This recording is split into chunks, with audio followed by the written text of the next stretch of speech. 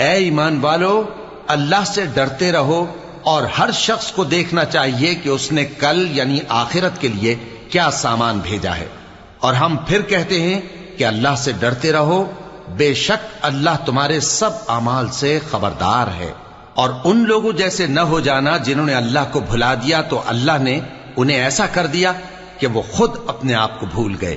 یہی لوگ ہیں نافرمان۔ اہل دوزخ اور اہل بہشت برابر نہیں، اہل بہشت ہی کامیابی حاصل کرنے والے ہیں۔ اگر ہم یہ قرآن کسی پہاڑ پر نازل کرتے تو تم اس کو دیکھتے کہ اللہ کے خوف سے دبا اور پھٹا جاتا ہے۔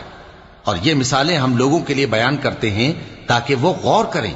وہی اللہ ہے جس کے سوا کوئی معبود نہیں، پوشیدہ اور ظاہر کا جاننے والا، وہ بڑا مہربان ہے، نہایت رحم والا ہے۔ وہی اللہ ہے جس کے سوا کوئی عبادت کے لائق نہیں، بادشاہ حقیقی